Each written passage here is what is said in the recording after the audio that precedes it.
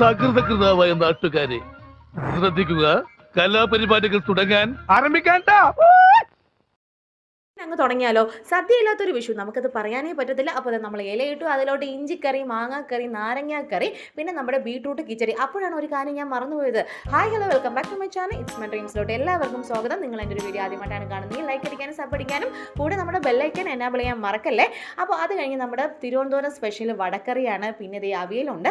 ഇതിൻ്റെ ഇടയ്ക്ക് നമ്മൾ ഒരു തന്നെ മറന്നുപോയി, അത് തന്നെ തോരൻ, പിന്നെ ദേ പപ്പടത്തിൻ്റെ സൈഡിലായിട്ട് നമ്മുടെ ചിപ്സും ഉപ്പേരിയൊക്കെ വെച്ചിട്ടുണ്ട്. പിന്നെ ഫസ്റ്റ് രണ്ട് ഉപ്പിന് ലാസ്റ്റ് കൊണ്ട് ഇട്ടിട്ടുണ്ട്, പിന്നെ ലാസ്റ്റ് വെള്ളം. അപ്പൊ ഏതാണ്ട് ഒരു പകുതി പരിപാടി കഴിഞ്ഞു. മോനെ കുറച്ച് ചോറ് ഇട്ടെ. ആയിക്കോട്ടെ. ഓ ചേട്ടാ കുറച്ച് ചോറ്. അല്ലേ കുറച്ച് ചോറിട്, തൈര് കൂട്ടി കഴിക്കാം.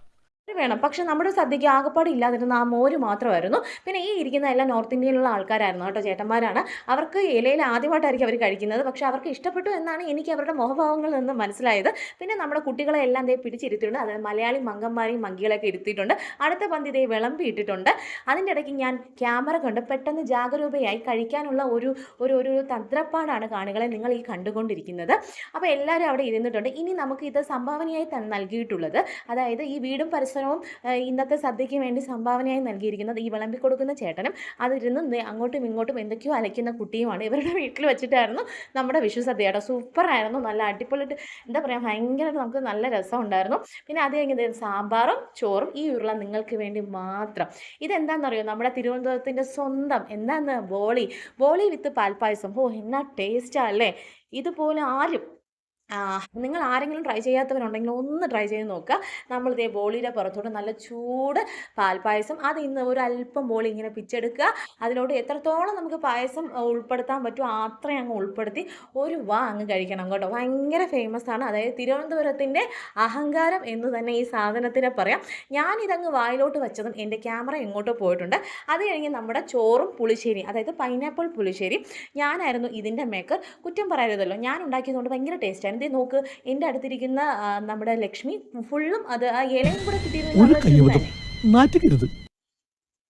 പാവം എൻ്റെ ലക്ഷ്മിക്കുട്ടി സ്വപ്നങ്ങളിൽ പോലും ഇത്രയും അങ്ങ് വിചാരിച്ചിട്ടുണ്ടാവില്ല. എങ്ങനെയാണ് ഫുഡ് കഴിക്കേണ്ടത്, എങ്ങനെയാണ് നീറ്റായിട്ട് ഒരു സദ്യ കഴിക്കേണ്ടത്, ഇവളെ നോക്കി പഠിക്കുന്നത്. ഇത്രയും പേര് ആൾക്കാരുണ്ടായിട്ട് ഇത്രയും നീറ്റായിട്ട് ഫുഡ് കഴിച്ചിട്ടുള്ളത് ഇവൾക്ക് മാത്രമേ ഉള്ളൂ. അപ്പോൾ ഒന്നാമത്തെ പ്രൈസ് ഇവൾ തന്നെ കൊണ്ടുപോയിട്ടുണ്ട്. ഇനി നമ്മൾ അവിടെ എല്ലാവരുമായിട്ടും ഫോട്ടോ സെക്ഷനാണ് ഈ നടക്കുന്നത്. അപ്പോൾ ഇത്രയും ആയ സ്ഥിതിക്ക് ഇനിയിപ്പോൾ കുറച്ച് കാര്യങ്ങളുണ്ട്, ബാക്കി വന്ന സാധനങ്ങൾ കൊണ്ടുപോവുക. അതുപോലെ തന്നെ നന്ദി പ്രകാശനം ഇത്രയൊക്കെ ആയ സ്ഥിതിക്ക് നമ്മൾ എല്ലാവർക്കും ഒരു നന്ദി കൊടുത്തില്ലെങ്കിൽ പിന്നെ നമ്മൾ ഒരു പന്നിയായി പോകത്തില്ലേ. കേരള ഫയർഫോഴ്സിനും ഇവിടുത്തെ നാട്ടുകാർക്കും മണവാളാൻ സൽസിന്റെ പേരിലും എന്റെ വ്യക്തിപരമായ പേരിലും ഞാൻ നന്ദി രേഖപ്പെടുത്തിക്കൊള്ളുന്നു. പിന്നാമ്പുറ കാഴ്ചകൾ കാണിച്ചു തരാം. വായിലോട്ട് ചോറ് വെക്കുമ്പോൾ ഫോട്ടോ എടുക്കുന്ന ഞാൻ, ചോറ് കഴിക്കുമ്പോൾ എന്നെ ശല്യപ്പെടുത്തി സെൽഫി എടുക്കുന്നു പറയുന്ന ഈ സാധനങ്ങൾ, ഇതെല്ലാം കഴിഞ്ഞതിന് ശേഷം നമ്മൾ എല്ലാവരും കൂടെയുള്ള ഗ്രൂപ്പ് ഫോട്ടോ.